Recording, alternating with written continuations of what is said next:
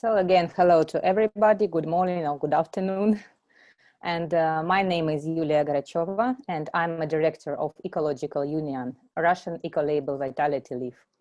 I'm also the member of the board of the Global Eco-Labeling Network. And I will be moderating this webinar together with my colleague from the Global Eco-Labeling Network and Swedish Society for Nature Conservation, Eva Eiderstrom. We are providing the simultaneous Russian translation, and you can use it by pressing the globe button in the lower part of your Zoom screen.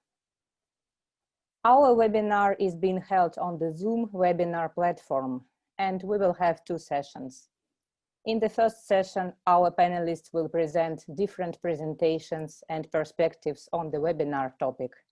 Our second session will start with my brief introduction and then continued with a discussion between the moderator and two representatives of retail.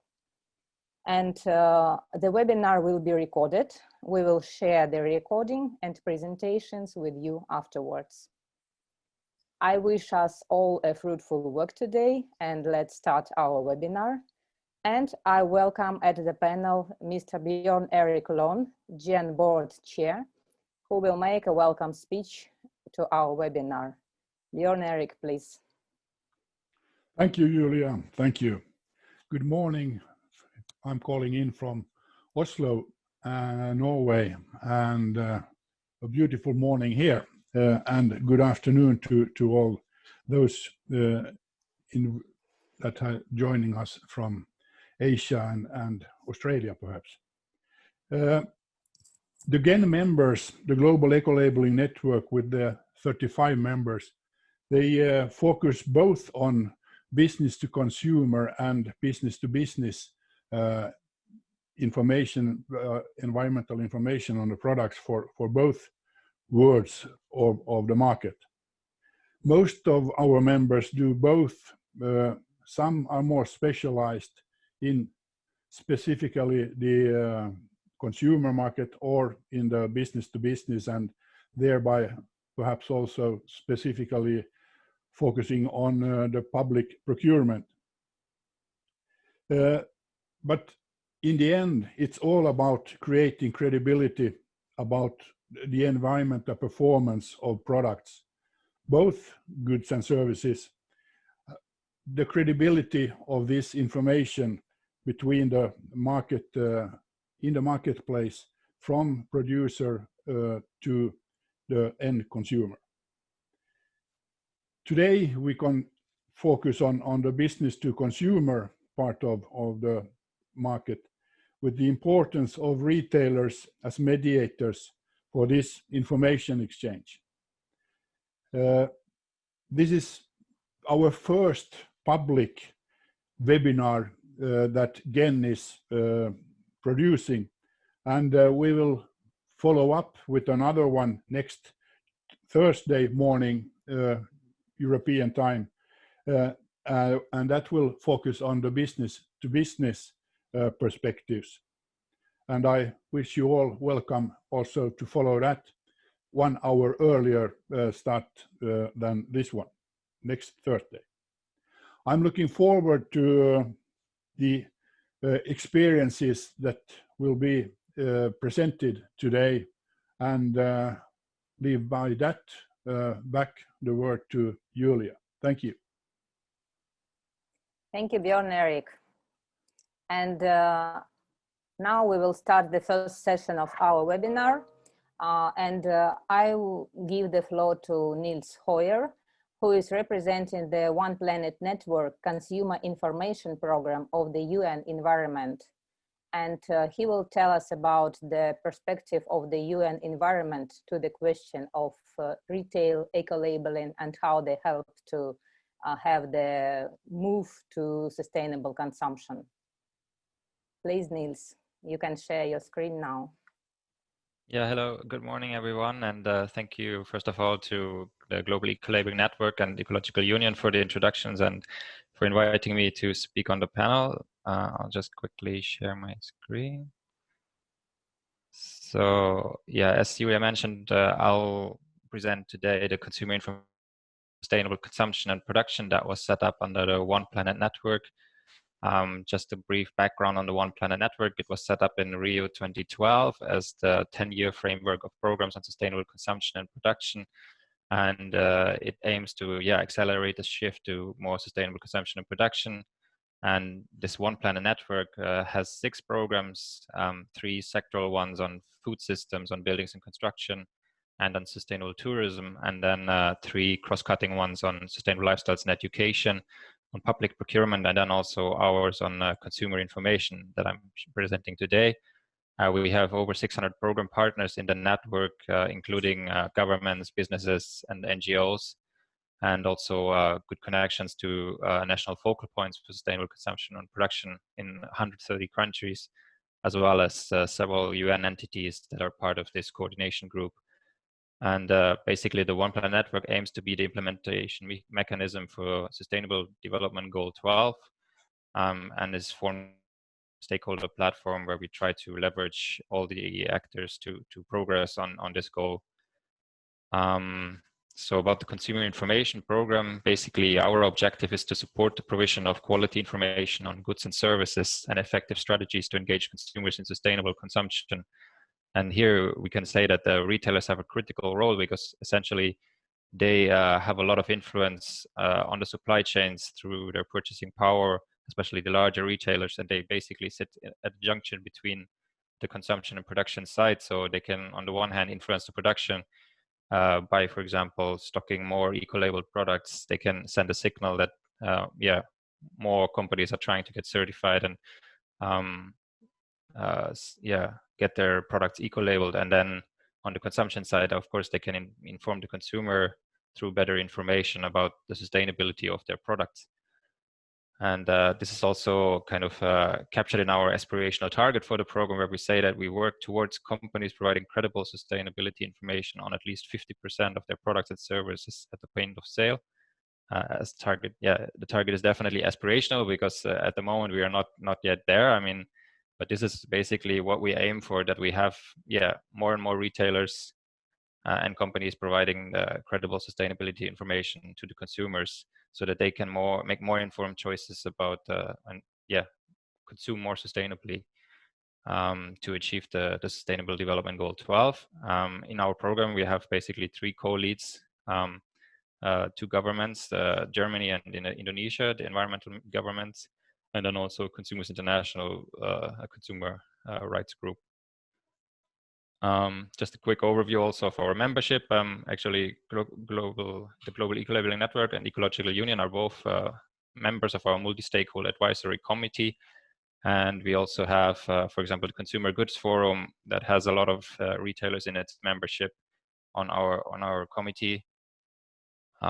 And then also a number of other organizations and over 100 partners across the globe, basically, that we work with to advance on sustainable consumption and production and better consumer information. So currently we have 4 working groups. One working group on our flagship publication, the Guidelines for Providing Product Sustainability Information, that was released in 2017 as a multi-stakeholder effort.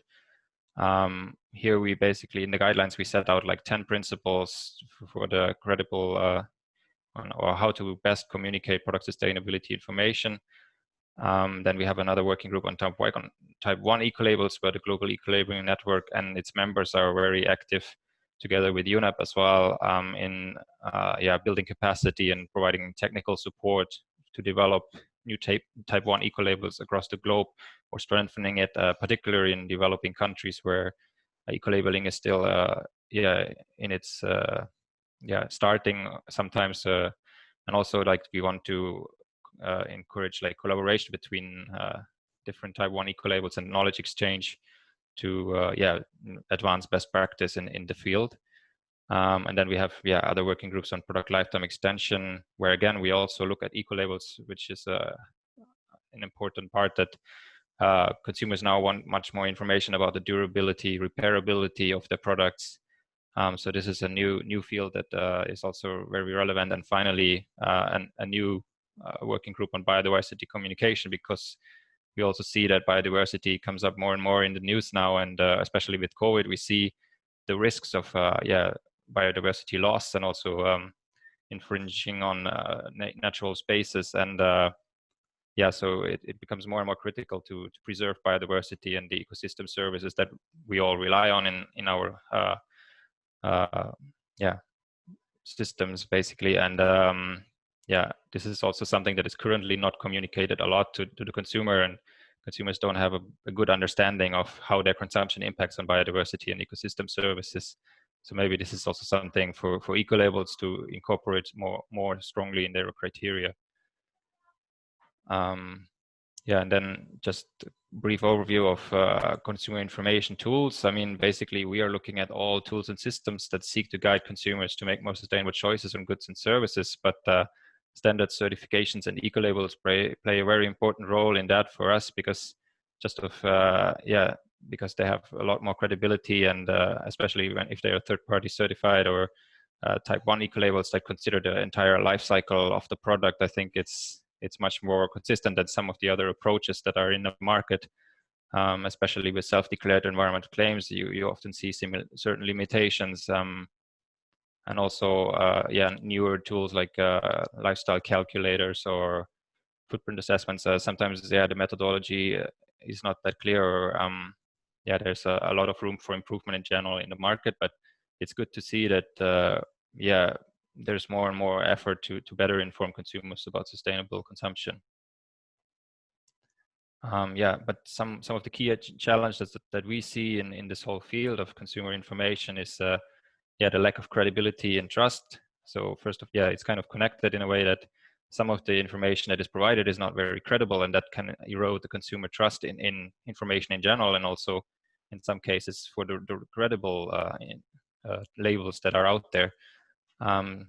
Another problem is, of course, the complexity. I mean, how do you inform about all the different aspects of sustainability without overwhelming the consumer with the information? And how do you, for example, weigh the different considerations between pollution, biodiversity loss, or climate change, and yeah, other aspects are the consumer confusion in general about the information provided. And finally, that even if you provide better information to the consumer, it does not always necessarily need to better behavior or making the right choices. I mean, we know that there's at the moment still like a smaller segment of the consumers that are receptive to this kind of information, and it's growing. But yeah, we still not everyone is basing their purchase decisions on the sustainability of the products. Yeah, so this is the guidelines for providing product sustainability information that I mentioned earlier, with the 10 principles here outlined. We have like 5 fundamental principles and 5 aspirational principles. And we argue that at least the 5 fundamental principles should be addressed by all types of consumer information. And this is where we see that ecolabels have a much better chance of fulfilling these 5 principles, because generally they have a very yeah, a reliable setup of how they are being certified, and there's a lot of transparency in how the information is publicly available. And yeah, by being based on a life cycle assessment, they also cover all the aspects that are relevant. And yeah, those are some of the examples. And I think with this I can hand over. I think my time's probably up. So, but if you have any want more information, you can visit our website and also contact our email address to know more about the program. And we encourage definitely also all the eco-labeling organizations and retailers that are joining this webinar today to get in touch with us and join our efforts. Thank you very much.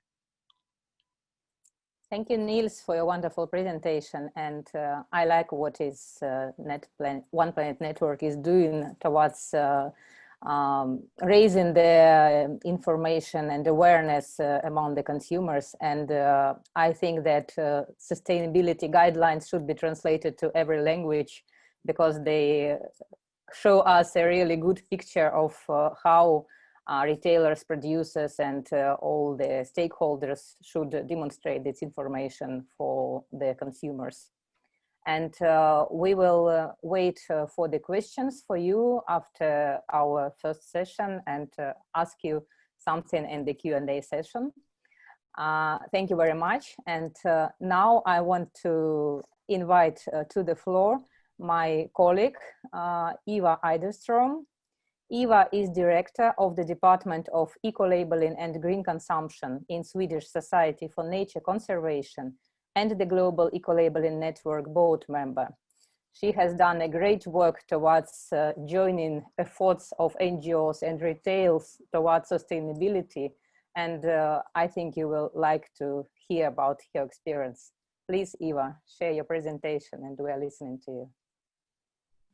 Yes, so I'm going to give you a perspective from one of my halves. I'm working for an NGO, as Julia said, and through this I'm also the director for our Ecolabel Bra Miljöval. And we join the two sides in mobilizing for change. And I will give you some short examples of this. And of course, the motivation of this is the basics that also Nils added to. And one example is that, and I'm not aware if you know about it, but there's a campaign running since some years back that calls on nationals to realize when their overshoot day is, meaning when they have consumed the annual crop of the resources that the globe produces. And this is only the renewable resources. And for Sweden, this day occurred April 2nd, and in Russia it was April 25. And for the globe as whole, it was August 22. And of course, our aim would be to target to have this at December 31st every year. So we have a challenge ahead. And Agenda 2030 calls for the transition to sustainable consumption patterns as one part of this solution or aim that we all need to do. And as you know, consumption patterns are a mirror of production patterns. And my organization, abbreviated SSNC, has incorporated consumer power as one of our strategic methods in the work we do to change the situation. And by consumer power, we see it as an active role of the consumer, not only the individual consumer, but today we will focus more on the individual consumer and in a later webinar on the institutional consumer role. But basically, political consumerism is a way of describing that you actually make a selection. You vote with your money, provided you have money and you have a choice to select from. And you basically can regard it as a boycott or a boycott. And boycott is the active support of a product, service, or a quality that you prefer and somebody supplies to you. And boycott is the other side of that coin, when you refuse or when you avoid a product or a producer or a service for the same reason. And what is the more dynamic part of this duo is actually the boycott, because when you buy something, you can manifest a change in the market and the signal goes straight to the provider of the product or service that you supported. The boycott is harder to make into a dynamic tool. And looking at the economic force of it, for instance, in Sweden, 2018, which was the latest year that we have statistics from, the buying capacity of the consumer power in terms of economic value is more than $23,000 per capita. And if you calculate that we have 10 million inhabitants in Sweden, you realize that that force is something to be reckoned with, particularly if it's guided or promoted in certain directions that promotes change. So the difference between what's happening and what could be happening is, of course, also decided by the consumer themselves. So what do consumers actually want? Well, in the marketplace, this is, or it has used to be, a fairly significant business logic that, well, our products are sold, so presumably that's what consumers want. But you also understand that consumers cannot manifest their preference unless there's a product that actually meets that preference. If there is no supply that meets their demands, if we look at, for instance, grocery shops, you cannot stay without buying food. So you cannot make a true reflection of your preference if it is sustainable, unless there's a sustainable alternative being offered. And the business logic in itself has also, to some extent, made retailers and producers unaware of the actual trends which are building up in society. So there's a blind spot for new preferences arising in parallel to the existing market, where in fact the products are sold as they are. And this is a constant, I think, in a lot of situations. And we've seen it with sustainability, with fair trade, with animal welfare, and a lot of other aspects that perhaps are not manifested through the entirety of the consumer group, but through specific target groups. And during later years, we've also seen that the basic attitudes in consumer groups are transitioning. You have Generation Z, you have the millennials, you have the LOHAS group, lifestyle of health and sustainability, which are target groups that have other basic sets of preferences that also could be catered to arrive at a more sustainable future. So for my SS&C side, our members, of which you notice that we have more than 200,000, they clearly wanted to be able to get more sustainable products. So our strategic goal was defined to make sustainability a factor of competition at retail chain level. And when we define retail chain in this instance, it was also grocery shops, our everyday shopping. Sorry. And we started by calculating or measuring whether the retail chains on national level had any differences among them, whether there were any one of them which was, further ahead along the sustainability chain. And now we're talking the beginning of the 90s. So this has been going on for some time.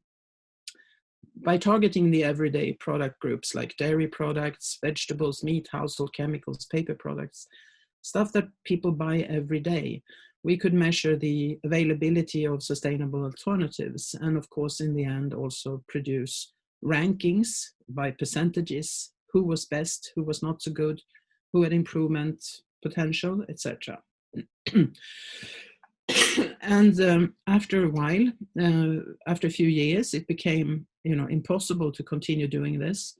We had at one time 3,000 surveys to go through, which took us 3 months to just put in a computer. This was before the really digital area. So we decided to develop eco-label criteria for retail shops, grocery shops, which would, of course, be much easier for us to control in a sense and to support the development in the retailing shops. And defining the criteria was just one side of it, because supply and information in some sense is not a dynamic tool unless there's a demand and a move in the larger consumer groups. And our organization having its reach into all the local municipalities in Sweden and having local chapters present in the local cities and villages and in the areas where people did their shopping, we of course wanted to mobilize consumers to act on their preference and to also inform them of the possibility of being part of a solution instead of being part of the problem. And we always defined the necessity to make campaigning positive, in the sense that we could campaign on there being a problem, displaying, informing, making transparency with respect to how products are produced and what they might contain in terms of problematic substances that would influence the environment or health, but also always propagating an alternative which would alleviate the problem So no problem without a solution, and always this positive force, this drive of getting people on board to be part of the solution. And this was something that mobilized a lot. Or we've had more than 150 local chapters taking part in doing this campaign, and we've kept it always week 40 ever since 1990 when we did the first one. And in parallel to this, of course, we are working with a very active dialogue with retailers in order to make sure that also retailing can be there with supply once demand is starting to build for the positive solution. And this has, we have learned a lot from working with retailers, that you need to have very long lead times. You need to also make sure that education of the retailer and the retailer's processes can be incorporated. And in basics, we have a 2-year lead on a campaign when we start with a new theme. And that is in order to provide the possibility for retailers to find suppliers, to find new products, develop new products that can actually be in the shop week 40 of the year when we highlight this solution product. And of course, we as an organization support this by using press, national and local, social media, making materials, making fact sheets, all the things that support a qualitative campaign. And we continue a theme for at least 2 years in order to make it penetrate together with the members, the general public. And we've also expanded it to a Global Green Action Week since 2010. And this year we had more than 50 organizations in 30 plus countries collaborated with us during week 40. And this is also in collaboration with Consumers International and Consumers Unity and Trust Society India and other SS&C NGO partners. And of course, as Nils also pointed out, retailers are the actual consumers in the marketplace because they are the mediator between the producers and the consumers. And I think that retailers who take a proactive stance for the achievement of goals 12 are necessary to enable individual consumers to be part of the solution.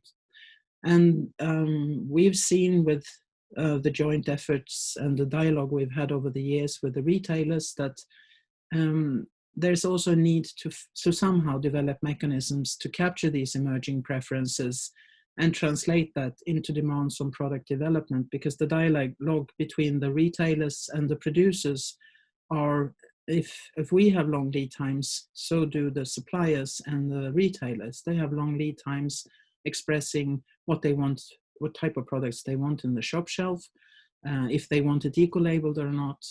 At least this is the situation in Sweden. And of course, this is, as Nils also pointed out, retailers have a huge role in supplying alternatives and supplying alternatives which have which are part of the way forward. So it's also a situation between allowing everyone to become a client or customer, but still supporting that development of products are going in a sustainable direction. And this is a tricky and perhaps sensitive part of being a supplier. And we might hear a little more about it in the second session number 2, when we talk to some of the retailers being active, how you make this, how you do the balance between supplying everything or supplying only the good stuff and nudging people along in the right direction. Of course, consumers are a lot helped by the way shops are set up or how communication is working. So retailers can apply this understanding of how to make the right choice, the easy choice, much more actively. I think what we have learned, and also that particularly certain large-scale producers learned early in the process, was that this unmanifested demand was totally underestimated. We had very, very rapid changes in the marketplace in the beginning of the 90s because this sustainability demand from consumers was totally ignored from some of the global producers. Some local, smaller producers were more keen and more apt and had shorter decision-making times, so they could cater for the need, which made the market more dynamic. And this, I think, also has been supported later by a parallel transformation of retailers who, to a larger extent, became also producers of products themselves, where they could, for a multitude of reasons, also define what sustainability qualities were necessary. But I think also that retailers' relationships with suppliers was invigorated through this new dimension of quality, where sustainability was incorporated. And this, of course, also made it necessary to get new competence, to perhaps change the organization, to have other types of processes surrounding the procurement of products for the shop shelves. So it was a dynamic change also of the setup of the organization. And I think one lesson is, or rather this is a reflection, that there is no new normal, which is static. The normal is dynamic. And that means that vigilance is required to keep ahead of this in order to capture continued improvement needs, but also to be wary of maintaining the gains which have already been established, so that the retailer takes a stance on the sustainability route in order to not lose some of the gains which have been accrued historically. And perhaps there are also a possibility for wider non-traditional collaboration between retailers to support each other, because in the long run, sustainability shouldn't be a competition factor. It should be part of the base of where retailing is my personal reflection anyway. And by this I conclude, and I give the word back to Julia. Thank you very much, Eva. And while the next panelist is starting to demonstrate his screen, I would like to thank you about your precious experience, because Sweden is really a great example here. And while some countries are just at the beginning of this process, the lessons that you have learned are extremely precious in this field. And I like this idea very much. And thank you. And now I invite Mikhail Babenko, who is the director of the Green Economy program in WWF Russia. And Mikhail has launched the project Green Retail Platform in Russia last year. And the platform was created to give retailers expert information about how to achieve sustainable development and how to incorporate sustainability into retailers' processes. Please, Mikhail, we are ready to listen to your experience. Well, thank you very much, and thank you for inviting. I will give us some perspective from other type of NGO, from a conservation NGO. And first of all, I would like to answer a couple of questions why we are going hand in hand with retailers towards green and sustainable development. First of all, a couple of words where we are working. We're one of the oldest conservation organizations, definitely one of the biggest in Russia. And our strategy is focused around 9 practices, as we call. The thing is that we do not have retail as particular strategic direction of our work. But while partnering with retailers, working with them, we try to achieve our goals in other areas like forests, like oceans, definitely food, fresh water, partly in finance and governance, and definitely our ultimate goal is wilderness and wildlife.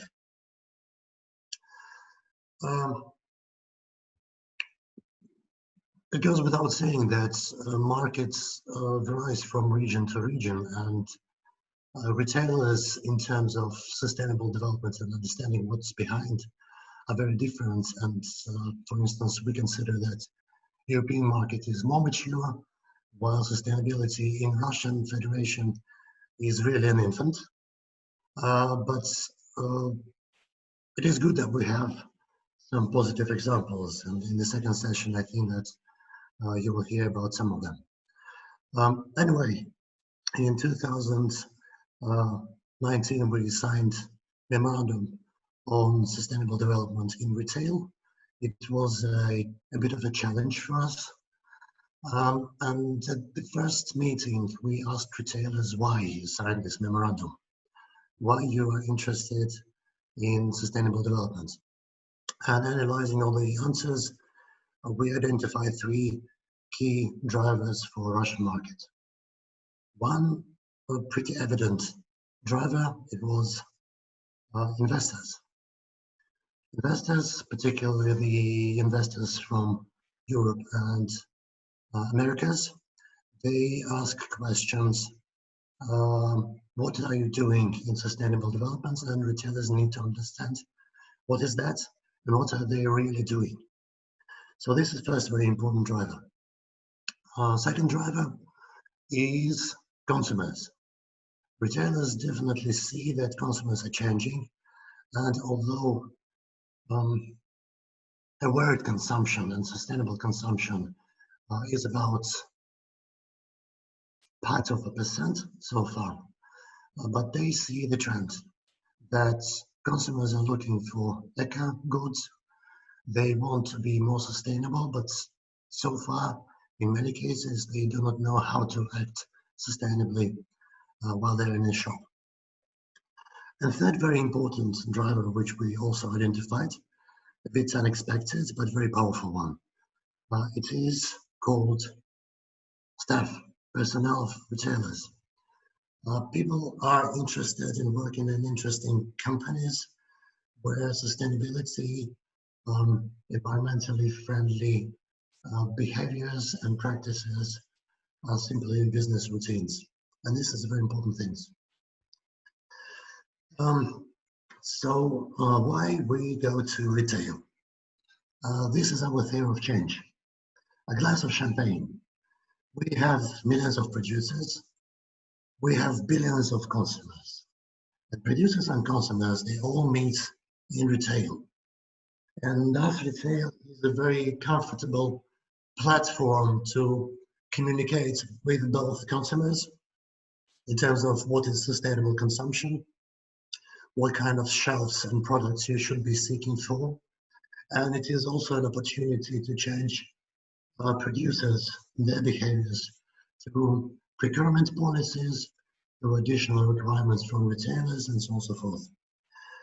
But as I mentioned, Russian retail market is not a mature one. And over the last 2 years, we understood that there are agents of change within retail. But in many cases, they are individuals, and we need to go and educate retailers first so that they understand how they can integrate sustainable development and greening their business into business procedures, how they can communicate on why sustainability is important for retailers to their consumers, and how they can act with producers. So this is a threefold task, which is not an easy one. Talking about WWF, we are working also, well, as a conservation organization, we're interested in 2 things, about reducing impacts on wildlife and about reducing impacts on climate. We have 7 environmental certifications which we support either globally or regionally. And these certifications refer to rainforests, cotton, palm oil, fisheries, water use, soy, and forestry. And we try to promote these certifications through retail and tell stories, what's behind these certifications, And while looking at certain labels and buying these certain goods, you can be sure that this is environmentally friendly. Not an easy task, but at the end of the day, I need to explain a bit what are we aiming when we go to retail. First of all, we try to communicate to retailers about the risks. That if you want to get good products on the perspective of 15 to 20 years, you need to have sustainable resource bases. And in many cases, in some areas, you need to invest in restoration of ecosystems. Second, it is the waste which comes from retail. So in many cases, we can show that fighting waste in your business, you can earn money or reduce costs, which is a very powerful tool in communication with retailers. The third pillar is consumption. Talking about self-trademarks and own trademarks of retail, if they are from responsibly sourced, definitely retail would like to tell some story to their customers to make this product more attractive. And we try to build this communication between retailers and consumers. The next pillar is production. It is procurement policies, it is eco-labeling, it is certifications, and it is the area where we're partnering with Eco Union, and we really reinforce each other. And last but not least, it is climate change. Retailers take their own responsibility on CO2 emissions, and at the moment we see that retailers integrate these issues into their sustainability agenda. One third thing, we conducted a survey on awareness of consumers about FSC certification. It is Forestry Stewardship Council. And the result was a bit disappointing. The survey was conducted in 2016 and 2020. And unfortunately, the answer to the question, yes, I know this label, and I'm looking for this label on the shelf, reduced. It means that we need to invest much more in awareness raising and communication with our consumers. Without this communication, recognition falls down. I try to be very brief on what we're doing with retail. We're a very long way to go, but what we noticed is that, first of all, partnering with organizations which are working in a very close but a bit different area like Eco Union, it reinforces our efforts. It's definitely working with retailers makes it reinforces our efforts, awareness raising with consumers and with producers. So as I mentioned, some experience we already have, but we have a long way to go. Thank you very much. Thank you, Mikhail, for your presentation. And while next presenter is starting her presentation, I would like to point out that WWF works so much to fight biodiversity loss. And we see that consumer actions and retailer policy can impact a lot here. And we have got several questions from our participants to Mikhail and Eva. And we will share these questions with you after Pauline's presentation in our Q&A session. So I would like to invite our next speaker in this session. It is the representative of the global retailer, Pauline Toulemonde, project manager from Adeo Group. And she will open the floor for business view on the webinar topic. Please, Pauline, we are ready to listen to you. Hello, everyone. Can you confirm that you are seeing my screen? Yes, we see your screen. Great. Thank you for having me. So yes, I'm working in the Adeo Group. Adeo Group is a retail operator which is focused on home improvement and do-it-yourself markets.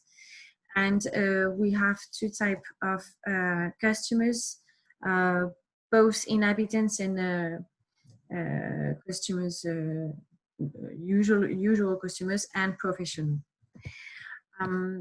We are a French-based company. We are almost 100 years old now. And we began to be a global group in 2007.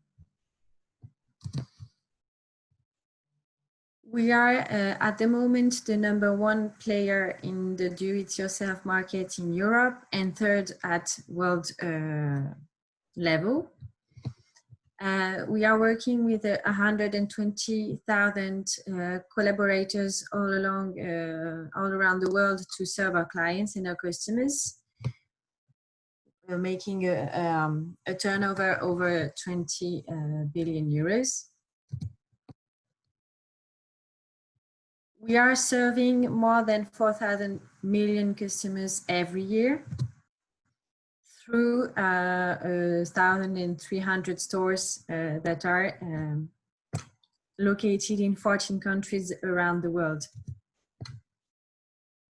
We have 3 major worldwide brands that are focused on customers, inhabitants, professional, and decoration parts. We are working in a platform mode with 3 main topics that we work on. The offer that we co-developed with our customers, the private labels that we own. We have 10 private labels. Services that we develop also with our partners and collaborators to make our customers' life easier. And we are always focused on developing and having an outstanding relationship with both employees and customers to make sure that all pillars remain strong. Since we have begun this year, the strategy that we call We Make It Positive, where we decided to re-strategize our objectives towards more sustainability and to answer the sustainability goals of the UN.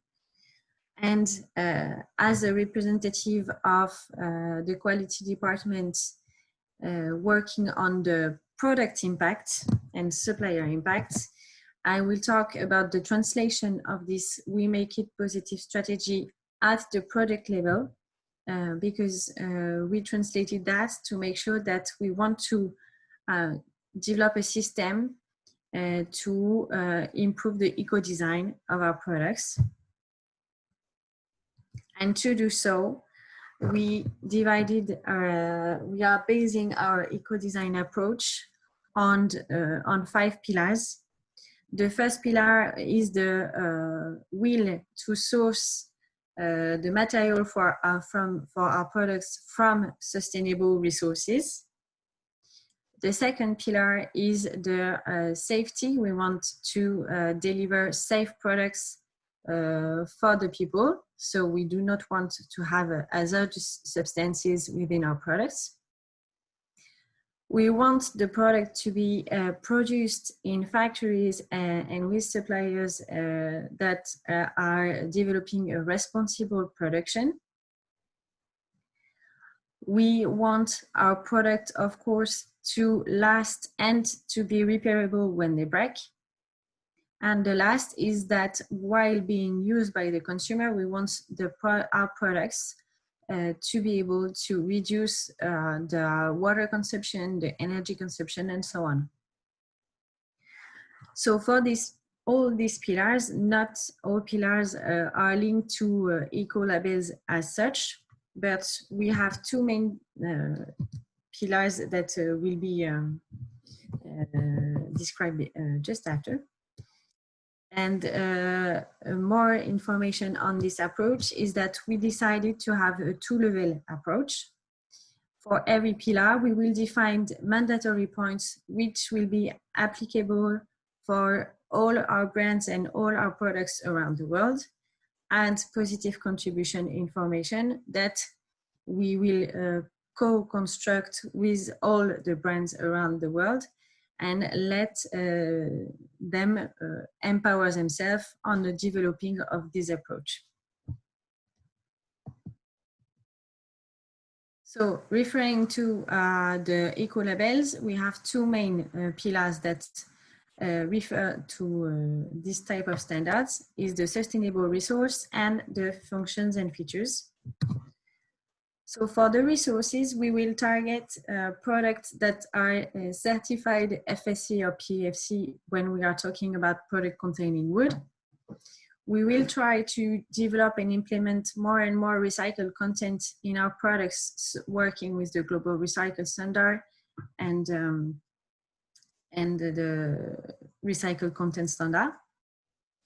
Also, we are developing, we are researching all the labels that can be applicable to our products for other materials, such as the global organic textile standard for the cotton organic content, or the wool standard for products that would contain wood in our decoration part. And for the pillar sustainable functions and features, this is where we will also share the labels that cover all the life cycle of our products. So we will base on the environmental Ecolabel, the European Ecolabel, the Blue Angel, the Nordic Ecolabel, Nordic Swan, Ecological. And for labels directly targeted to water consumption, we are strongly looking at the European water label, and for energy consumption, energy related product label, and Energy Star. We are at the beginning of this big project to develop both our selection of the product based on the presence of the label, and also on the communication of the benefits that this kind of product can offer to the consumer, and at a global level also. Thank you very much for this. Thank you, Pauline, for your wonderful presentation. And we see that you are already setting the framework, and Adeo Group is already working with Ecolabels. And we have time for break now, but I would like to maybe extend a little bit our session for several questions that we have got from the participants. And the first question will be to Mikhail, who is going to leave us in several minutes. The question is, how do you think to overcome the gap between the amount of products that have green label and the marketing in retail chains? A very good and a very tricky question. Honestly speaking, I don't think that I have a clue and an answer that will one size fits all. During the COVID story, we observed that consumption patterns started changing. So I think the overcoming the problem, which you mentioned, lies in the area of changing of business model and changing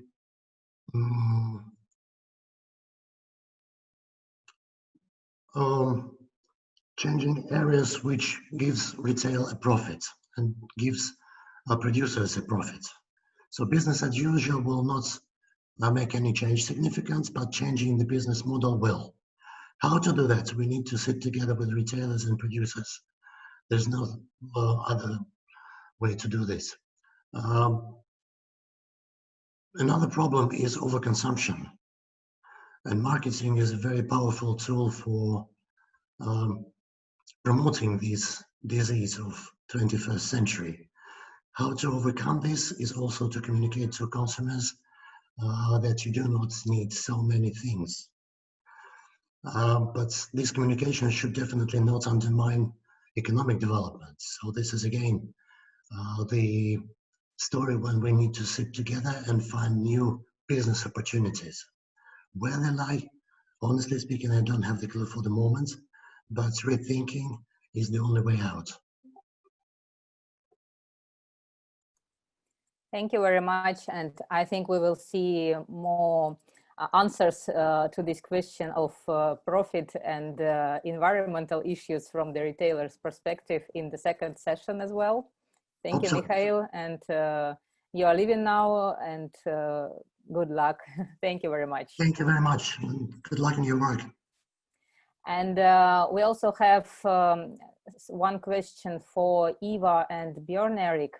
And this is regarding do all global eco-labeling network members recognize each other as type 1 eco-labels? For example, would all GEN eco-labels be accepted in SSNC labeled retail shop or in Nordic eco-labeling retail shops? You can. Shall I begin? I typed reply also stating that GEN full members are all identifying themselves as type 1 labels or life cycle based eco-labels. You can also be associate or a level where you prior to have gone through our sort of internal peer review system, you are not a full member, but full members are always type 1 labels. And as for our the membership criteria in themselves do not foresee that all product criteria coming from a new member will be deemed equivalent to existing members' criteria of all schemes. But we have a mechanism where every situation where members want to be able to have transactions over the national borders can themselves define to what degree their criteria are equivalent, and if there are certain aspects that needs to be added. And this, of course, comes from the situation where all eco-labeling criteria are developed in a specific context with its specific environmental aspects to be taken on board, and also legislative structure that somehow sometimes supports or needs to be supported by eco-labels. So no criteria are actually identical from the start, but they could to a large degree be deemed as equivalent. And the final question is for Bra Miljöval labeled shop.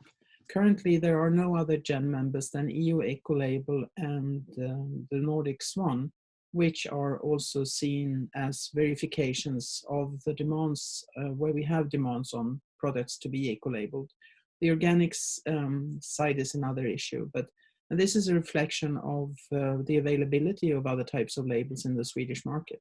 So, would there be a new GEN member coming into the market? They could also be, added to the verification lists. I would like to stress one thing, and the recognition between the GEN members is based on the internal peer review system, our Genesis process, where we learn to know about each another and the levels of how we perform in accordance to the standards that we are following, the 14024 and 17065. And so the issue is that yes, all members that we build this trust through this Genesis process are endorsed. I mean, they are accepted naturally, but they are also endorsed when it comes to the situation where we have been through this first mutual recognition step in the sense of Genesis.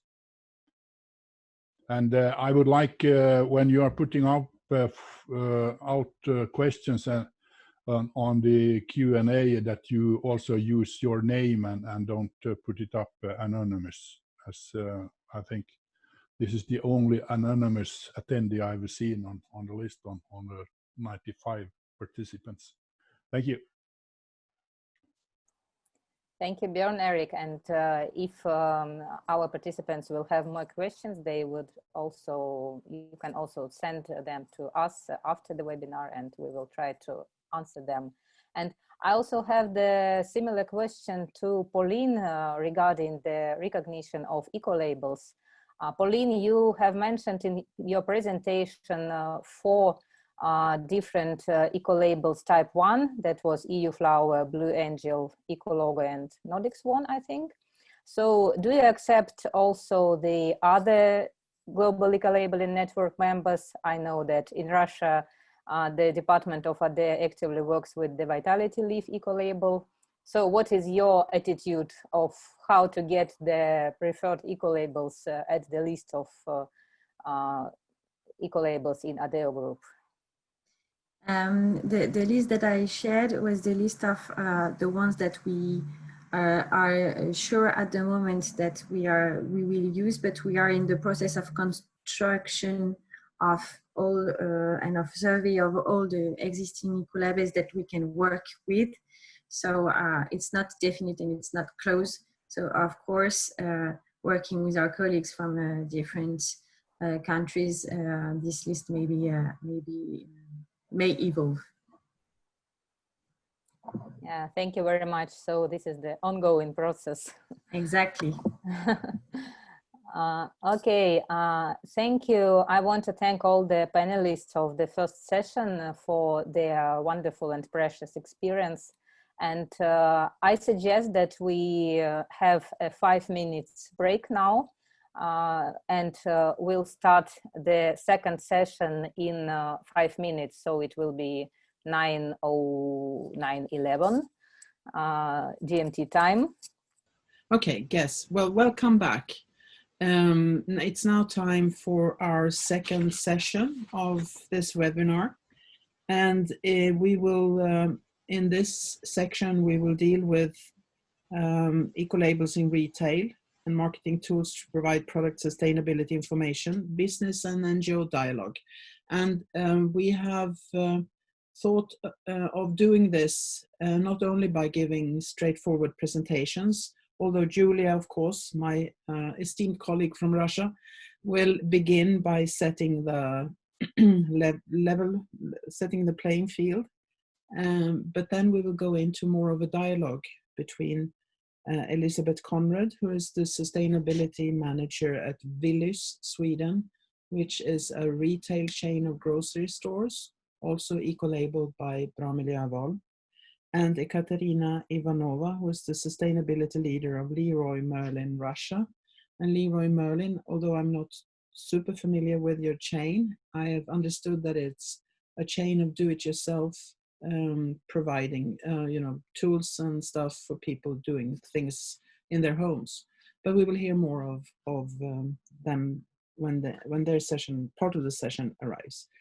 But I think it's now time for you, Yulia, to take the stage and share your screen. Welcome. Thank you very much, Eva. Okay, I think you see my screen now. And in my speech, I will briefly summarize why we consider ecolabels helpful for retailers in their sustainability strategies, and by what means can ecolabels be incorporated into the retail. And the first reason why ecolabels are a good tool for sustainable consumption is because they really help to save our planet. And they do it by setting strict leading voluntary product standards that have requirements for reducing the environmental load through the whole product life cycle. And this means that production of eco-labeled products can prevent different environmental problems and can therefore positively influence the climate change and the biodiversity loss. And last year, the German Eco Institute, together with the Global Eco-Labeling Network, conducted a research to calculate the environmental performance of eco-labels. And here you can see two concrete examples. One is CO2 savings due to the eco-labeled toilet paper that is made from recycled pulp in New Zealand. And another is VOC and product savings due to eco-labeled paint production in Russia. And eco-labels are also a perfect market tool. They provide consumers and purchasers with the clear and easy to understand information about the product, so that people can influence on producers by their everyday consumer choice. And there are many analytical data from the world and national surveys that confirm that people pay much attention to eco-labels, and especially aware are the responsible consumers, who in their turn can influence others.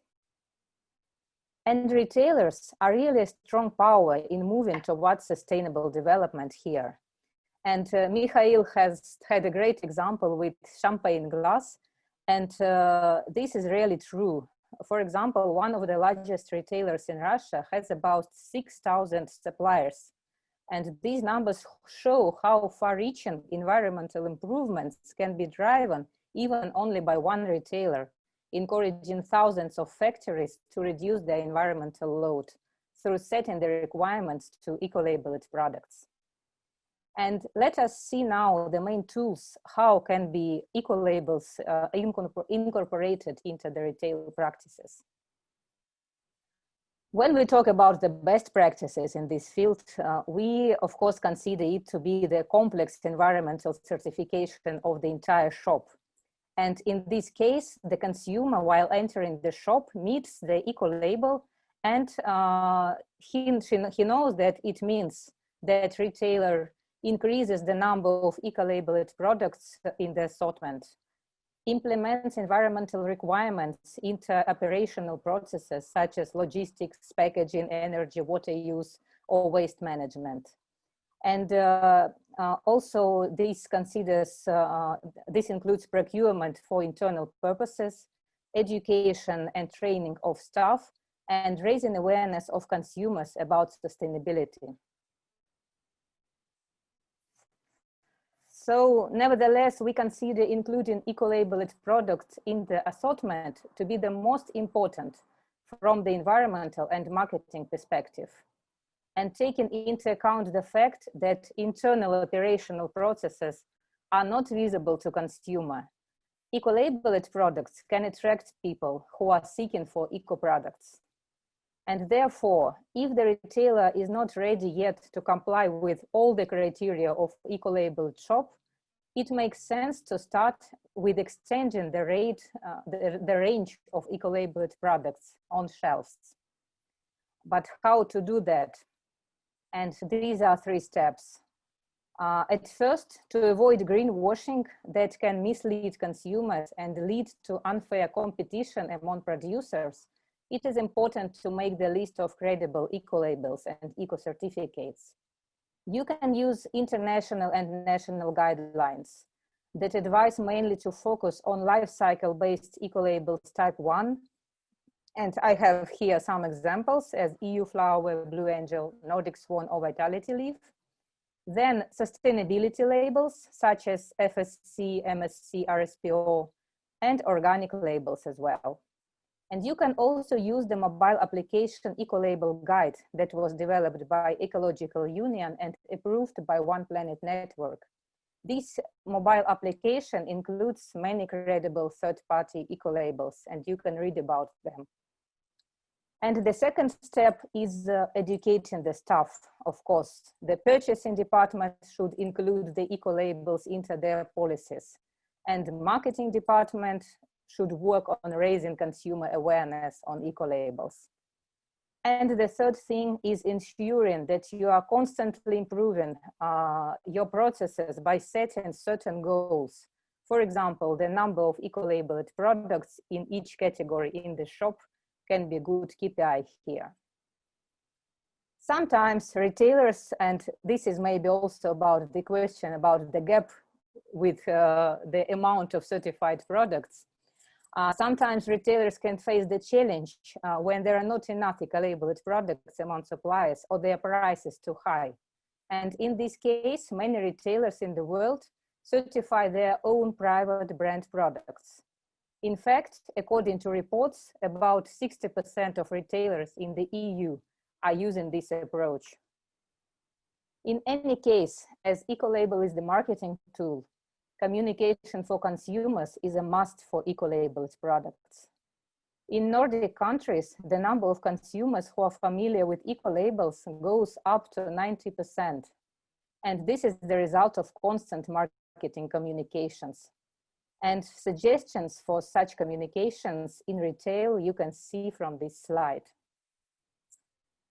I tried to show you the importance of the Ecolabel as a tool and how to raise the share of Ecolabeled products in the shop and how to make it also a profitable story. And now we will move to practical discussion and see on the examples how does it work in real retailers. Thank you very much for your attention. Thank you very much, Julia, for giving us the introduction to this very strategic and very important topic, which I think is not discussed enough, the role of the retailers. I would like to invite Elisabeth and Ekaterina to first begin by just taking the floor. And if I can invite Elisabeth first to take the floor and just describe so that we understand where you come from in terms of your organization, your company, and how you operate in the market, and give us a little about the Swedish market and the context in which your shops are situated. Welcome, Elisabeth. This is Thank very you. tricky. I can't see you. Okay. I see you. Oh, now I see you. Yeah, thank you. Okay, go ahead, please. Well, thanks for having me. Yes, my name is Elisabeth Konrad, and I'm the sustainability manager for Willys. Willys is the leading discounter in Sweden. We have a market share about 13%, and we have two different kind of stores. We have bigger stores that are a little bit more on the outside of the city centers, offering about 10,000 items. And we have smaller stores, Willys Home, so to say, which offer about 5,000 items, and these stores are in the city center. Our business concept is to offer Sweden's cheapest grocery bag. So we constantly are working with our pricing, of course. And we also are having the same price strategy on our e-commerce. We have about 2 million visitors a week. I have about 8,000 colleagues through the whole Axfood concern. We are a part of Axfood. And yes, our main competitors on the market is ICA, which has a market share about 50%. And then you have Coop, as it's known through Europe. And as a newcomer, we have Lidl, which is getting stronger and stronger in Sweden, actually. We are certified with Bra Miljöval as an eco-label since 2009. So we have quite a history of it. And we have about 200 stores, something like that. Thank you very much. And I have no follow-up question at this point. I wanted to let Ekaterina also make an introduction and give us some more, light to the fact where you're working, because my introduction was poor in that sense. I'm sorry for that. But now you have the floor, Ekaterina. Thank you very much. First of all, hello to all. Thank you very much for inviting me to participate and to share our experience and our point of view on this issue. So my name is Ekaterina. I'm representing Leroy, Merlin, Russia, and also Kazakhstan. We also have some stores in Kazakhstan. You have already met my colleague Pauline. So Leroy Merlin is a part of Adeo group, and we share the same strategy on sustainability issues. Here in Russia, Leroy Merlin represents the first DIY retailer. So we represent about 15% of market share with with more than 100 stores actually all over the Russia. And we are working with millions of clients here and about 160,000 references, so products in our range. We also have our private labels that we really are developing a lot in the country, and that are really recognized and have a good reputation among our clients. So of course, our sustainability strategy, our approach is systemic. The most important goal for us is, of course, to develop more responsible products offer, but of course, we also need to demonstrate a good example on our own operations and reducing our own impact on environmental and social issues. Of course, our Russian market is quite specific, I must say, once we are talking about sustainable and responsible consumption, because if we compare our clients with the European ones, we can see that from retailers, the most important actually question for us is also to boost this demand from our clients, because our clients are not demanding retailers and big brands to be sustainable. So we need, on the one hand, we need to develop this product offer, and on the other hand, we also need to boost this issue to on marketing, on the marketing point of view. We need really to develop this recognition and this demand from our clients. So. Thank you very much. Very interesting. And very interesting to have this broad spectrum of retailer coverage in terms of the different types of products that you both supply. Let's see if we find the similarities between how you work with these issues. And one of the things I wanted to perhaps that we could talk about is, to what extent does sustainability become a key performance indicator in your work?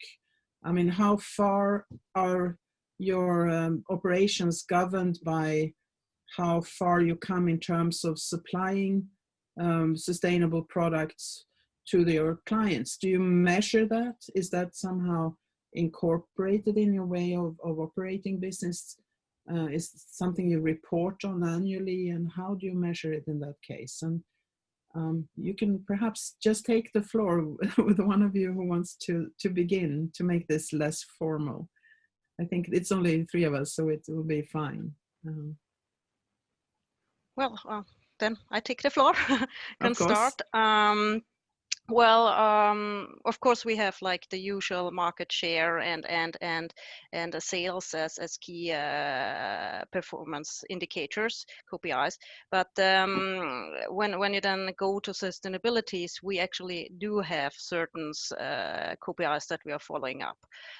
We have one maybe a little bit odd goal or KPI that we follow up, and that's like if we offer the cheapest ecological shopping bag. Since this is our pricing strategy, we will also want to offer ecological products for our customers that they can afford it. And then we have also like share of sales for ecological products. We follow up on that on a monthly basis and try to increase every year in this area. And we also do have a share of sales for Ecolabels and KPI there. It's a quite new goal, and we are right now also reviewing a little bit what's the aim, how high we should aim, because we see also that during COVID there has been a little bit an extra racket, or how to say, like that people started getting a little bit more conscious, and that we had a positive impact there. So we are right now like, are we like a little bit too sloppy or in our goals, or do we want to have stronger goals in that? But this is just a small amount of KPIs and sustainabilities that we are working with. I can leave over to Ekaterina. Yeah. Thank you. Yes, just to continue, yes, for us, sustainability is a part of our strategy in Russia, but we are quite new, I must say. So, of course, we started to measure our performances on these issues, and also we have our annual reports that we've started to do since 2 years. So we are trying to also to inform our stakeholders and in particular our clients how we are working on these systemic issues and what are our performance is developing how our performance is developing year by year. Yes, and as we saw from your colleague's description of the kinds of eco-labels that you define, I'm guessing that this is how you work. But do you also work with, other types of green claims as something that you support or discourage? There was a question about that earlier in the earlier session. Somebody wanted to know if how you deal with green claims versus certified labels. Mm-hmm. You can perhaps just give your reflections on that, whether this is an issue or whether you just focus on the eco labels. Mm-hmm. It's an interesting question, interesting issue to discuss. In the country now we see that more and more producers are starting to use their own claims on the products. They are speaking about some benefits which are linked to sustainability on. And actually for us, the important issue is to demonstrate the best practices, first of all, and science-based and to use science-based instruments as Ecolabels, for example. And I may say that we've had a pilot project with Eco Union in Russia and with Vitality Leaf, actually. And during this pilot project, we started to we initiated actually a process of certification of our producers, Russian producers, in order to produce our private label paints, Luxens. So we've started mostly from zero. So in the market there were a little percentage of paints which were really eco-labeled and which were imported in the country. And once we've started our projects, we've seen how much impact we can bring in the market just with our private label products. And for example, just to to demonstrate how this is working. Now we in the product share in paints, we have about 40% of products which are eco-labeled, but this 40% represent about 17% of our turnover on this category of products. It's not because our clients are aware of these eco-labels and they are really demanding this, but this is our way actually maybe to boost our market to go further, because we certified the most demanding products, and the price is the price doesn't change actually for a lot for consumers, and this is a very important issue. And on this point, we are also started to do marketing activities to attract our clients' attention to this point. That's very interesting. And I wonder, Elisabeth, if you recognize some of this, the things that happened in the beginning when you became labeled and when you started developing the products, and the way you work with your suppliers on this issue of getting, the qualitative certified level of sustainability with products. Are there similarities to how you have worked, you think? Or the situation, in Sweden, I think we have less of green claims perhaps than in the Russian market. So that's a difference, but yeah, I think it's like already back in 2009, maybe the Swedish market was a little bit more trustfully towards eco-labels than it might be. I don't know the Russian market specifically, but I get the impression that it's that you don't have the trust as it is in Sweden. So we really see that's the reason also why we're focusing on eco-labels so much and not on claims at all, actually, because our customers know eco-label and they demand it, or they trust it, and it fulfills a special function for them. So in that way, we are working more with eco-labeling and claims, actually. Do you think also working with eco-labeling and putting sustainability has changed the way you operate? I mean, has it changed the operation of Willys to some extent? In a way, it didn't change our business concept. We always offered like the cheapest bag of groceries in Sweden. But I think somehow the perception of what is possible within this borders of being a discounter has changed. I think back in 2009, everybody was like, oh, now we are starting to work a lot with sustainability. Now it's going to be really costly, and our price is going to go up, and we're going to lose our business concept, and the whole world, how does it work?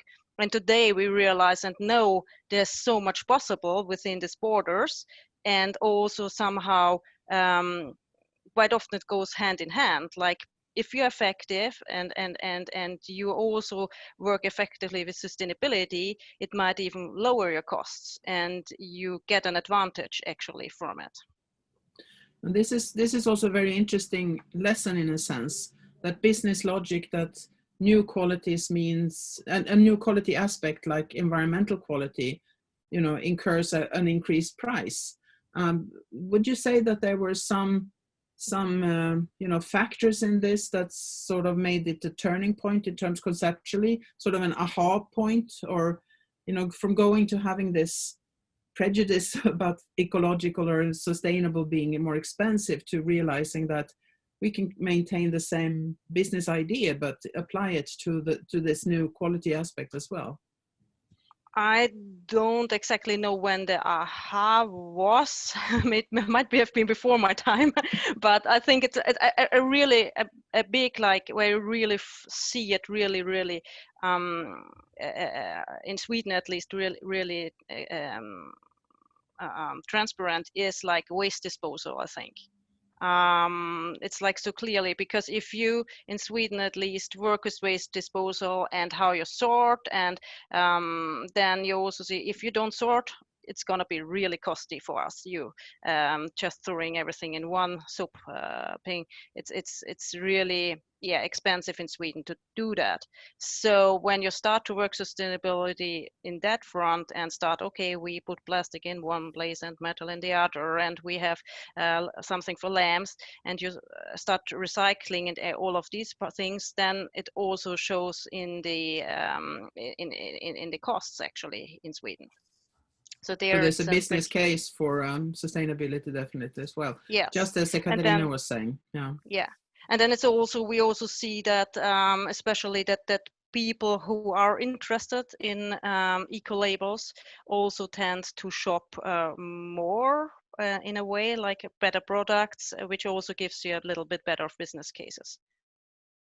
Okay, so and now the question also to both of you in that sense, when this change of the assortment or this availability of finding more sustainable products or certified products which might have a perceived better quality in all aspects, has this somehow changed your consumer base? Has this expanded your consumer base or changed your brand, the perception people have of your brands? And it's up to you who wants to take on the challenge of responding. Well, I can start. I'm not sure if if our customers, the base of our customers changed. I think what changed in the last recent years is the awareness of our customers. So we still have the same people in our stores, but I think our customers got a little bit more aware of the environmental issues. It's a little bit more of knowledge there, even it's not like everybody is not an eco-hero, and in that sense that they know really a lot. But they know a little bit more than at the last years. And we also see that they're looking for help in the complexity. And in that way, of course, Ecolabel is really easy for them because like it's an easy decision, helps to simplify decision making. So in that way, we see that that Ecolabels have an impact on our customers. And if we are talking about our trademark, our brand, we see that since we are working with sustainability and we have strengthened our trademark. Of course, it's always hard to say exactly this campaign and this and this and this made it like that's the reason why we're up there, but we see that we are climbing in all the researchers and also between green researchers and things like that you see we are claiming positions and that our trademarks getting stronger and stronger. People do like what we are doing with sustainability actually. Yes, and you're also quite successful in terms of your classical key performance in sales and your position in the marketplace. So yes. It has been an interesting journey, I would say. Definitely. Definitely, very, very interesting. Ekaterina, it would be interesting to listen also with you. How do you perceive this issue? Do you see it as part of your experience so far, or is it a bit early yet, perhaps? Yeah, actually, I must say that it's a little bit early to analyze and to see maybe some differences. As I have already said in the beginning, we are the first one player on the Russian market. So of course we have a huge amount of our clients, and of course for us it's important to attract their attention to this issue, to invite them to learn more and more. And now we are also focusing on our employees, our collaborators, actually pedagogy and on the working with suppliers. And after that, we will see how also our brand image maybe and our clients perception of our brand is changing, and hope that we will become more and more recognized as a responsible and sustainable brand in the market. And also I can say that this is our long-term strategy. As Pauline said, our company exists since hundreds of years. So of course, for us, it's important to start, and year by year, I suppose we will evolve and change also these points. Do you, and this is also back to both of you, do you see in the future in a situation where the eco-labeled or organic products will actually constitute the majority of your assortment? Or do you see it always coexisting with the conventional, so to say? And is there a problem if it becomes too big, do you think? Or is this an issue so only about in what time frame we discuss it? This, of course, is hypothetical. We're far from it yet, but yeah, for sure. The 2030 is quite close, on the other hand. So we have quite a hurry. Yeah.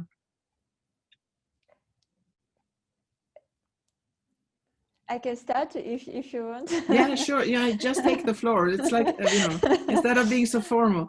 Yeah, I suppose in some way, yeah, we will work with the whole range of our products. Maybe, yeah, we will have some compulsory issues, I may say, that should be applied to all our products, to all assortment. And of course, we will save some part of the whole range with, like, as a best examples, best products. And in this way, I suppose the role of Ecolabels is very important to boost this best practice and to be also the more the greenest maybe, yeah, products on the shelves. But at the same time, I suppose that this approach may also boost all other suppliers and us as retailers or brands to work with the whole range of products. Of course, it's also important. And Elisabeth, what do you think? It's an interesting question. I think eco-labeling is gonna getting stronger and stronger, since it helps the customer in the complex situation they are right now, and at least in Sweden, where the awareness is higher about environmental, is quite high about the environmental issues. It helps the customers, and we also know that, as I mentioned before, the Swedish customer has a big trust in eco-labels. They know, like, if there is Bra Miljöval or Svanen, that there is something behind, and it's not just an empty promise, and they understand it. It's, in my ideal world, it would be nice if we would need any eco-labels, actually. You know, that the legislative has come that far that that it became a natural part of every product, that you don't actually need this eco-label anymore. That would be actually the ideal situation, because then it's like you just enter the store and know whatever you take, it's gonna be good for the environment. You don't have to make any difference. But I think it's gonna take some time to come there. It's a nice picture, but sustainability is always about reaching the utopian to some extent. But I agree with you. From an SS&C perspective, of course, we also see that there are so many areas where eco-labeling can contribute, and perhaps some of those could be ticked off, and we could, you know, go ahead. We are sort of approaching a timeline where we should allow for some of the questions from the floor. But I wanted just to give you the possibility of giving advice to us as eco-labelers. What do you see? Do you see now a future where we have, you know, the EU is working with product footprint issues and, you know, communication that would detail all products' history in a sense, without actually giving advice as who you should select, but a lot of information is going to come out. and other tools are also being developed. Do you see eco-labeling having a continued role, and what advice do you have to eco-labeling to better provide support for the ambitions you have in your businesses? And it's also for any one of you to take that question.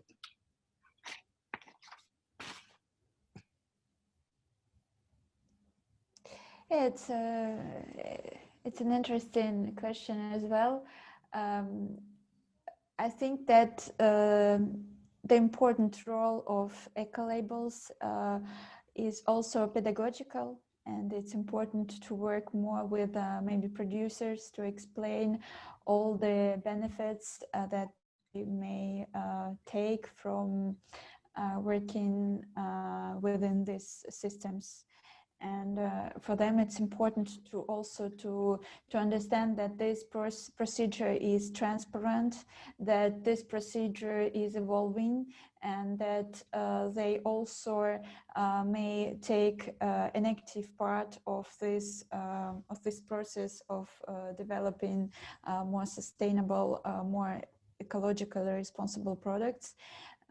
So that's my point of view. I suppose that, yeah, ecolabels should work more with producers to maybe to explain them more how to work with, because sometimes they are a little bit lost. They are like they don't know how to work with, and yeah, I suppose that will be really helpful to develop this market.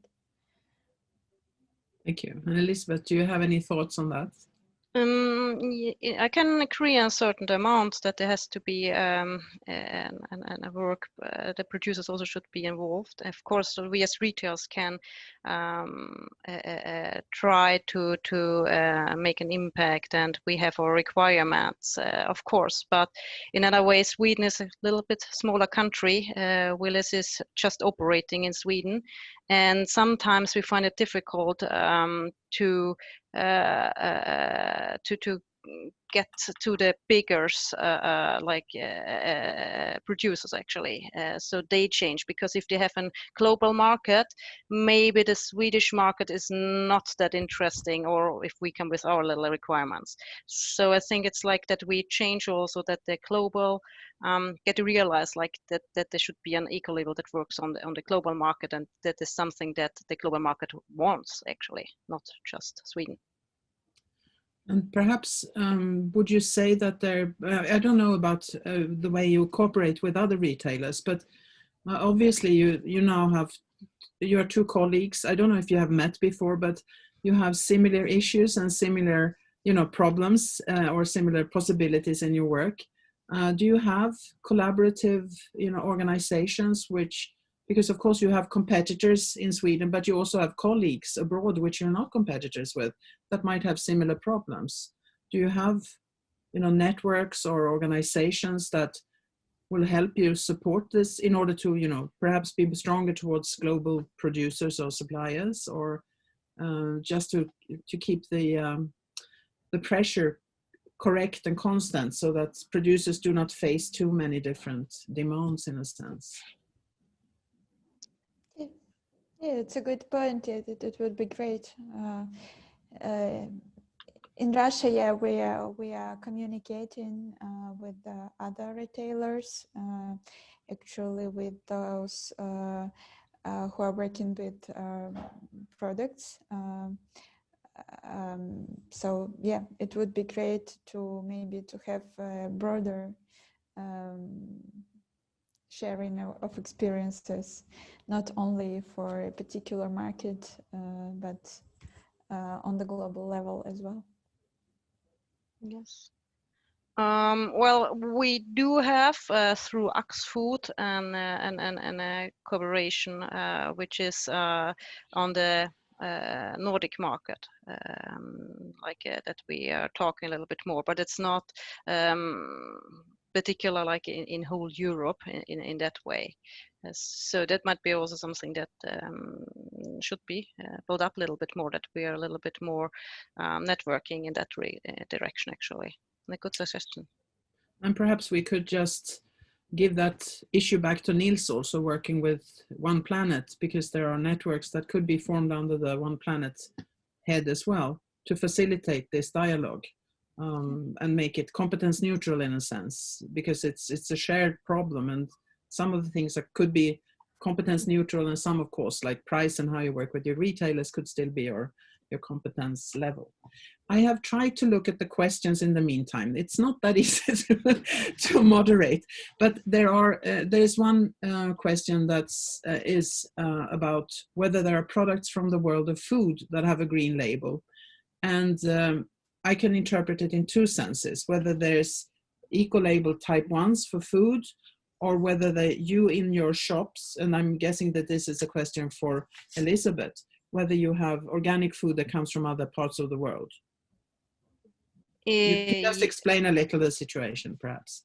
Yes, of course, we do have organic foods from other different kind of countries,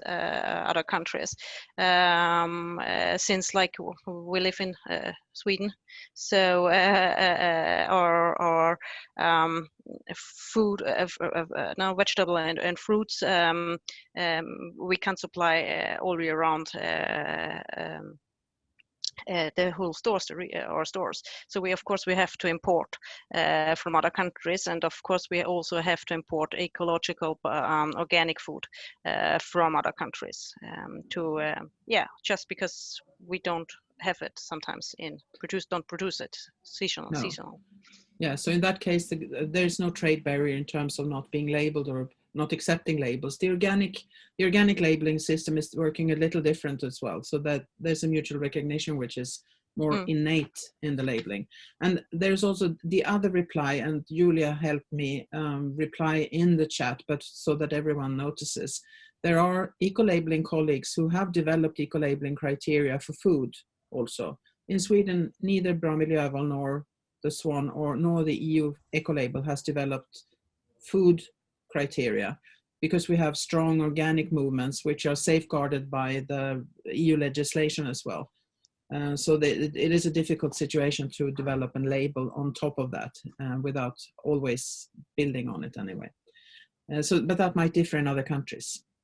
Okay, is there a problem with making Ecolabels products financially affordable to everybody? And just from timing, I think you both stated that bringing out the sustainable or eco-label product did not always mean that the product would be more expensive. And particularly if you aim for being the cheapest food chain or having very cost efficient products, obviously this would allow all kinds of perhaps not all kinds of strata anyway. I mean, this is my Swedish perspective, but very many can afford to buy the good products. So it's not only for the few who have lots of income or very high priorities on it, but it could be an everyday issue that everyone can get an affordable good product, which is really a fantastic thing from a sustainability perspective, I think. Are there any last thoughts from either of you before I try to make a conclusion of our day?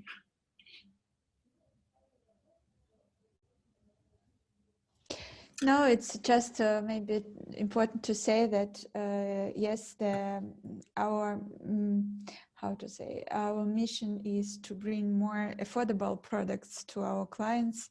It may be not the cheapest price, but of course, these sustainable products should be affordable actually for most people. So that's why we bring much more impact on a system level than if we have a little percentage of clients with products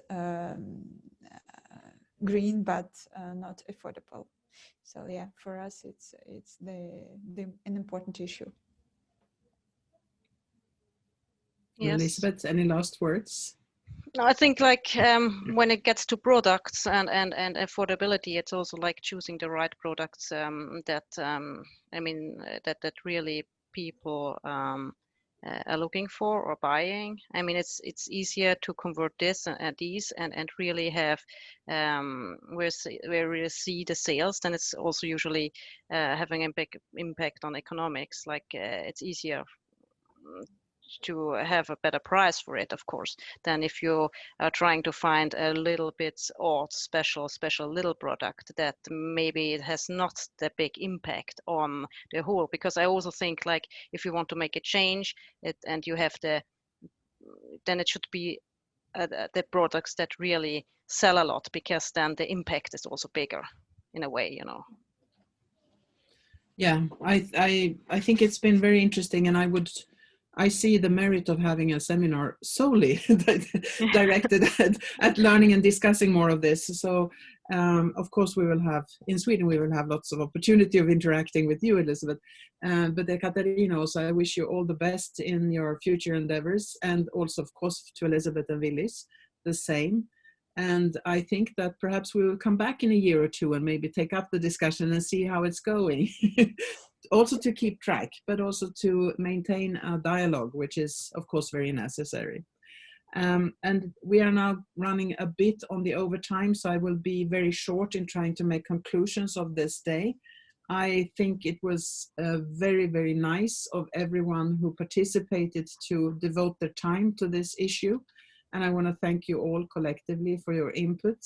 And I think we've covered a lot of area. We've seen so many different perspectives on this issue, but everyone being very devoted to promoting a positive change. And in essence, looking at us as persons, we see the similarities in terms of what the drivers are, our engagement for the issue, and how we use our roles to promote a sustainable consumption becoming possible to many more. And of course, we have different roles, and we have different roles also in terms of interpreting how urgent the transition is and pushing each other to do a little more always. So we will not be always in agreement, perhaps, but still our long-term goal seems to be very, very sound and communally understood. So it's been a very positive sense of all the participants giving their part of this seminar. So I want to thank you all once again, and all my colleagues at Jen, Linda, who's been in the background helping us with the technology, and some of Julia's colleagues have also done that, and to the interpreters who imagine what might have done a fantastic job to give people who are not working in English a proper understanding of what was happening.